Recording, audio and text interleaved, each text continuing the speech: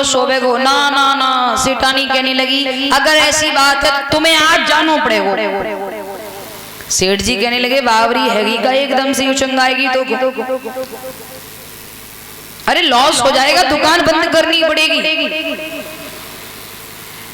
सेठानी ने जिद की, वही द्रियाहट सेठानी ने पकड़ ली तो सेठ जी को मजबूर होना पड़ा। सेठ जी कथा सुनने गए। कथा का समय था 1 बजे से 5 बजे तक, लेकिन ब्याज वो सेठ जी जो थे वो आकर के प्रांगण में 11 बजे बैठ गए। भला 11 बजे कौन होगा वहां? अब सेठ जी आकर के बैठ गए, जैसे हमारे वो दादा खंबे से टिक करके बैठे हैं ना, सेठ जी ऐसे ही टिक के बैठ गए। और किसी चीज का हमें सहारा मिलता है तो हमें आलस आने लगता है अपने अंदर।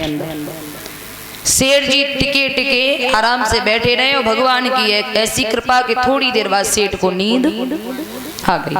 सेठ जी सो गए। अब 11 बजे के गए, शाम को 5:30 बज गए। भाई ब्यास जी 1 बजे आए, उन्होंने अपने समय से कथा शुभारंभ की और शाम को समय से विराम कर दी। अब बिल्कुल सब कुछ हो गया, कथा भी विराम हो गई। उसके बाद सेठ जी की आंख खुली। सोचने लगे सेठानी ने तो पागल बनाए दियो, इतना लॉस कराए दियो, यहाँ कोई है ही नहीं, पूरा दिन हो गया यहाँ बैठे बैठे। गुस्से की वजह घर पर लौटे गुस्से में। सेठानी से कहा तेरा दिमाग खराब है, दुकान बंद करवा दी, इतना लॉस करा दिया, कोई था वहां? सेठानी कहने लगी आप गए थे? बोले बिल्कुल गया था। एक बात बताओ तुमने क्या किया? सेठ जी कहने लगे मैं जाकर बैठ गया। सच बता रहे हैं आप? आसन लगा के बैठे? सेठ जी कहने लगे जी गड़बड़ है गई। बोले कहा मैंने एक खम्बा की टेक ले ली और मुंह को आएगी नींद। सेठानी कहने लगी अरे बाबरे, जब नींद आएगी तो कैसे सुन पाओगे आप? ब्यास जी ने तो अपने समय से आसन लिया होगा। एक काम करिए, क्या कल फिर जाओगे? अब तो कल? सेठ जी कहने लगे अरे पगली, कल आज को इतना नुकसान है कि कल को और करेगी। सेठानी बोली रुको रुको मेरी बात सुनो। बोले क्या? अब की बार कल तुम जाओगे ना तो हाथ में पेन और कॉपी लेकर जाओगे। व्यास जी जो जो कहेंगे वो लिख करके याद करके मुझे सुनाना है। सेठ जी सोचने लगे जी खूब फंस गए। दूसरो दिन भयो, सेठानी ने जिद की, सेठ जी चले, हाथ में पेन और कॉपी ली। कल पहुंच गए थे सेठ जी 11 बजे, लेकिन आज आए सेठ जी आधा घंटा लेट, 1:30 बजे। और जैसे ही सेठ जी आए, ब्यास जी ने देखा भाई सेठ आ गए जो कल खम्बा से टिक करके सो रहे थे। ब्यास जी ने कथा कहना तो वही बंद कर दिया, आवाज लगा दी अजी क्या आ गए?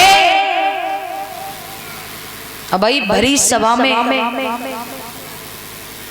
ब्यास जी ने जैसे ही सेठ जी से ये कहा तो सेठ जी को थोड़ी शर्म महसूस हुई। शर्म की वजह सेठ जी वहीं थोड़े से झुक गए और झुक करके जल्दी से लिख लिया क्या आ गए? अब जैसे ही झुके तैसे व्यास जी ने फिर कहा हाँ जी आप सही कह रहे हैं, क्या झुक गए?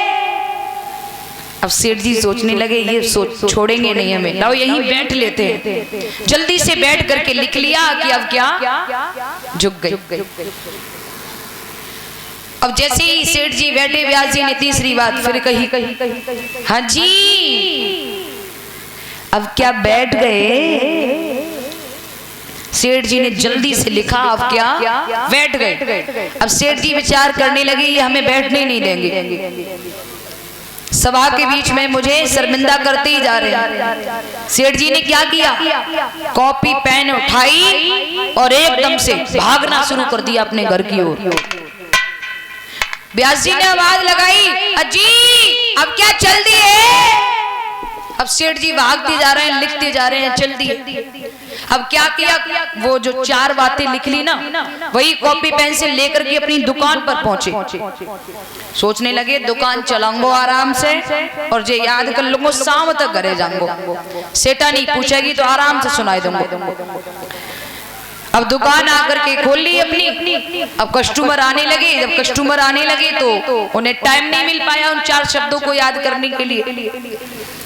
शाम को 6 बजे दुकान बंद करके घर को चले। सेठानी ने क्या किया, शाम को आराम से खाना बना के खा के आराम से सेठानी ऊपर अटारी पर लेट गई।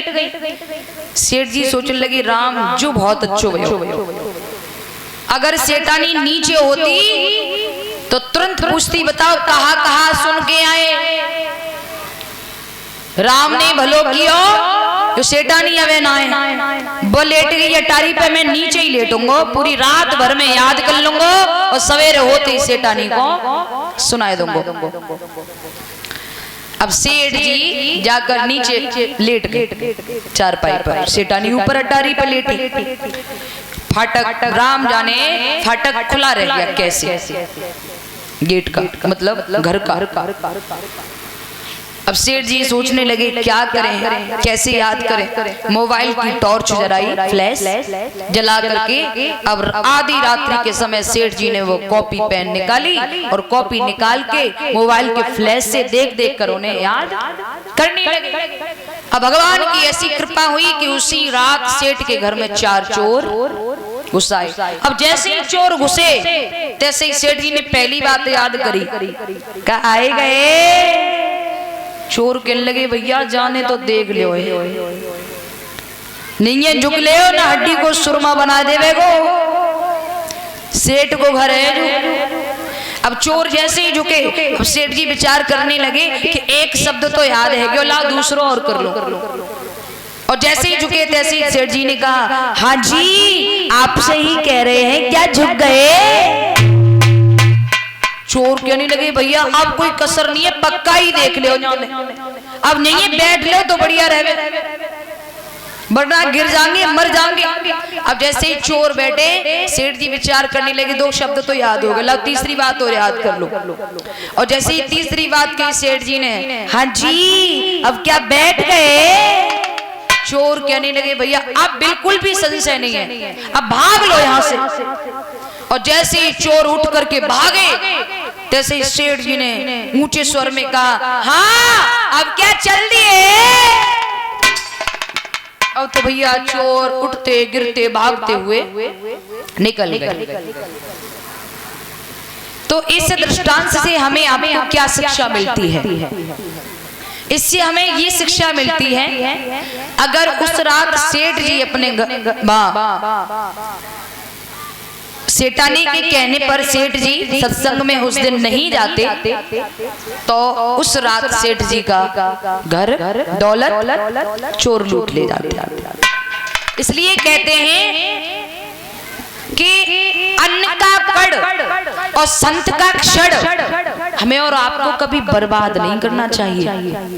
अन्न का कड़ और संत का क्षण। संत हम कोई रंगीन कपड़ों वालों को नहीं कह रहे हैं, संत एक पैंट शर्ट पहनने वाला भी व्यक्ति संत हो सकता है प्यारे।